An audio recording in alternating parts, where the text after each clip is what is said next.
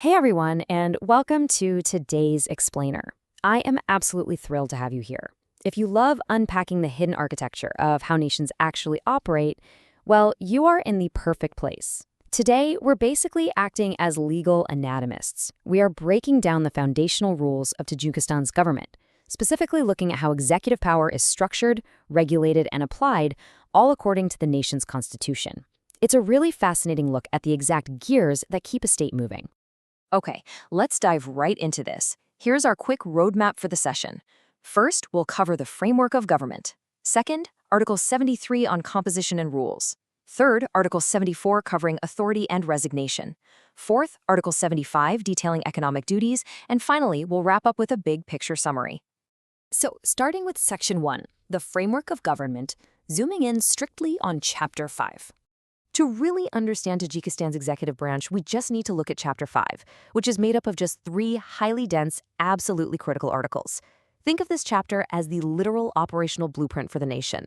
While other chapters might deal with, broad human rights or the theoretical nature of the state, this chapter is incredibly pragmatic. It dictates exactly how the country is run day to day. It defines who holds the executive power, how they translate laws into action, and how they manage the nation's finances. It is essentially the engine room of the state.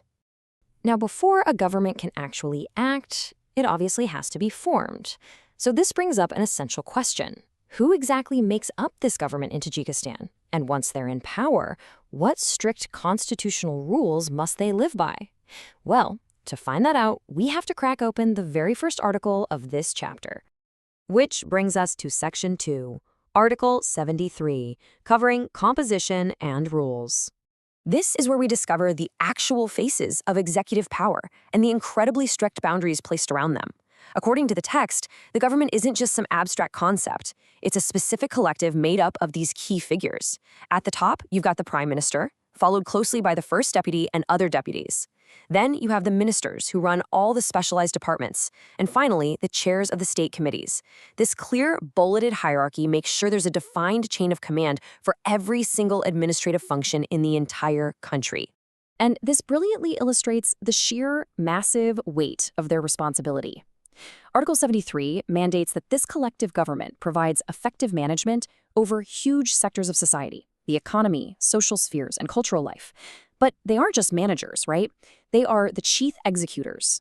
They are constitutionally bound to execute the laws passed by the parliament, the joint and individual resolutions of the 2 legislative houses, that's the Majlis-i-Mili and the Majlis-i-Namian-Dagan, and they also have to execute the decrees and orders handed down directly by the president of Tajikistan. They're literally the central hub where policy turns into reality. Because they hold so much power, the Constitution requires a very formal Pledge of Allegiance. Based on the significant amendment made on May 22, 2016, members of the government must swear an oath directly to the President of the Republic of Tajikistan. But the sequence here is super important. This oath happens only after they're appointed by the President and after that appointment decree is officially confirmed in a joint session of both parliamentary houses. So it's a rigorous, multi-step process culminating in this sworn pledge. Now, what's really interesting about this slide is how strictly the 2016 amendments restrict outside influences. Notice the stark contrast here. A member of the government must possess only citizenship of the Republic of Tajikistan. No dual loyalties allowed whatsoever. They also can't hold any other positions, they can't serve as deputies in representative bodies, and they're entirely barred from doing any business or entrepreneurship. But the Constitution does carve out one really specific exception. They are perfectly allowed to engage in scientific, creative, and teaching activities.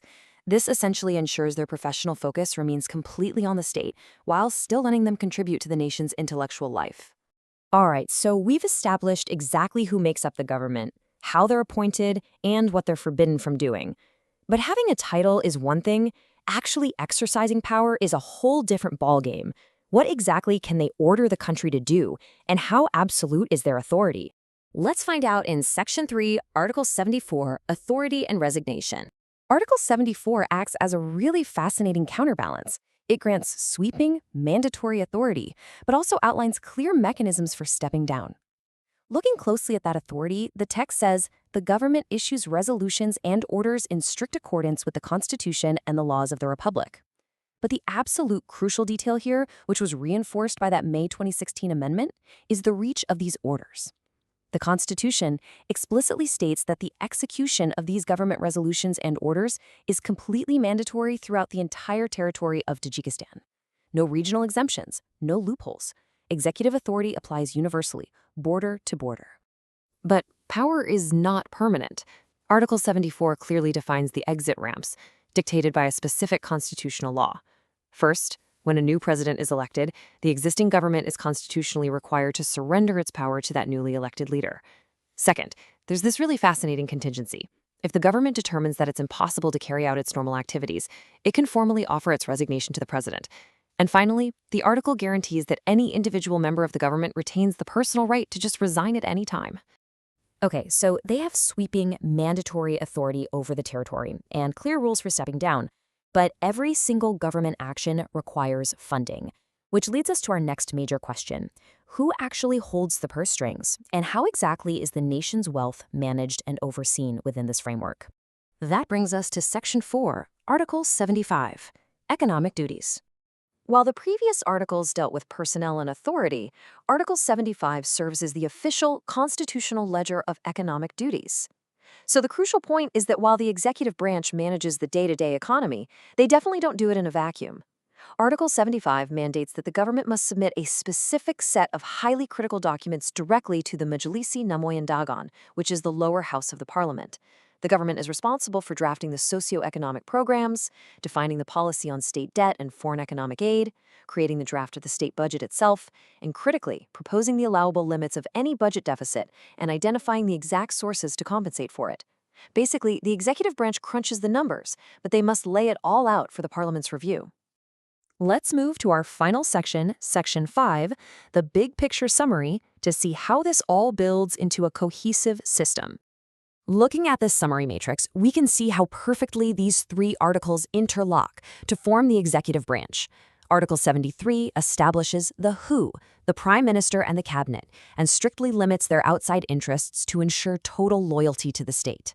Once established, Article 74 gives them the power, granting their orders mandatory, nationwide force, while also providing structured, constitutional ways to resign or transition that power. And finally, Article 75 applies this power to the real world, forcing them to meticulously plan the economy and budget, but requiring them to submit all that homework directly to the parliament. It's a really tight three-article machine designed to keep the executive branch focused, powerful, and yet structurally accountable. As we wrap up this explainer, I want to leave you with a final thought to consider. We've seen that Article 74 grants the government immense, mandatory power over the entire territory. Yet, Article 75 requires them to present their entire financial playbook to the parliament. So, does this strict parliamentary oversight of the budget perfectly balance the government's sweeping mandatory authority? It's a really provocative question about the delicate balance of constitutional power, and I highly encourage you to keep exploring how these structural designs actually impact the real world. Thank you so much for learning with me today, and I'll catch you in the next explainer.